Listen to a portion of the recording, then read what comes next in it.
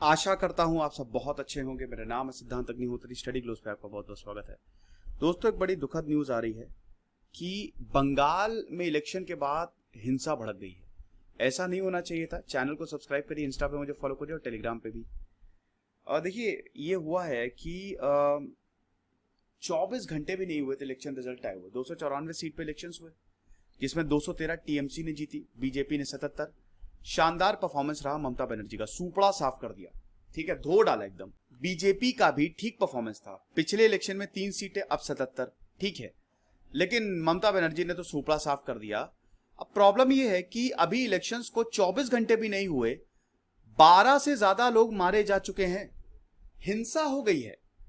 That is unbelievable. हालांकि ममता बनर्जी ने बोला है सबको शांत रहने के लिए। उन्होंने बोला बीजेपी है हिंसा के जिम्मेदार। बीजेपी के जो प्रेसिडेंट है जेपी नड्डा, जो कि कलकत्ता जा रहे हैं, इसके खिलाफ प्रोटेस्ट करेंगे। होम मिनिस्ट्री ने स्टेट से रिपोर्ट मांगी है। बंगाल के जो गवर्नर है जगदीप धनकर, बीजेपी के स्टेट चीफ दिलीप घोष से मिले, फिर ममता बनर्जी से भी मिले, और उसके बाद रिपोर्ट मांगी गई है मिनिस्ट्री ऑफ होम अफेयर्स ने कि आप बताओ कि हिंसा क्यों हुई। बीजेपी बोल रही है कि 6 पार्टी वर्कर्स को खत्म कर दिया, उनके घरों को जलाया, बीजेपी पार्टी ऑफिस को अटैक किया, वैंडलाइज किया, और पूरे बंगाल में आगजनी की हुई है अलग अलग एरियाज में जहां के पे बीजेपी के ऑफिस हैं। अब तृणमूल कांग्रेस कह रही है कि उनके 5 सपोर्टर्स मारे गए, 3 ईस्ट बर्दवान में, 1 हुगली में। इंडियन सेक्युलर फ्रंट का 1 वर्कर मारा गया, लेफ्ट का 1 वर्कर मारा गया। तो आप देख सकते हैं दोस्तों, टोटल वेस्ट बंगाल में 23 डिस्ट्रिक्ट है। आज ही मैंने वेस्ट बंगाल पे केस स्टडी की है।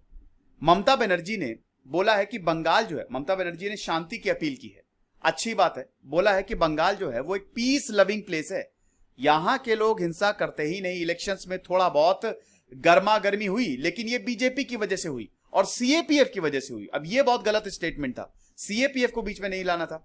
अब यहां पे मैं अपील करती हूं कि हर किसी से कि वो शांत रहें, वायलेंस में इंडल्ज ना हो।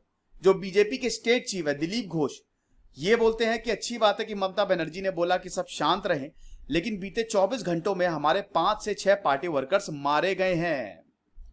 बीजेपी ने यह तक बोला है कि हमारी एक वर्कर को मारा गया जो कि एक बच्चे की मां थी। टीएमसी सपोर्टर को वो दूर भगा रही थी, उसको मारा और उसके बेटे को भी अटैक किया। एक और पार्टी सपोर्टर उत्तम घोष को मार दिया, राणाघाट में खत्म कर दिया उनको। 41 साल के हरान अधिकारी को मार दिया साउथ 24 परगना में। 19 साल के एक यूथ को गोली मार दी। ये बीजेपी बोल रहे हैं, और इधर तृणमूल कांग्रेस भी आरोप लगा रही है। देखिए, जो भी है, हिंसा हो रही है, सरकार क्या कर रही है।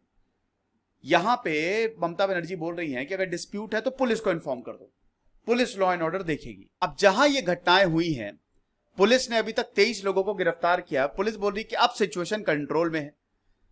तो इधर से भी मारामारी हुई, उधर से भी मारामारी हुई। मोदी ने बात की, पीएम मोदी ने गवर्नर से बात की और गुस्सा जताया कि ये जो हो रहा है इससे लॉ एंड ऑर्डर डिस्टर्ब हो रहा है, नहीं होना चाहिए।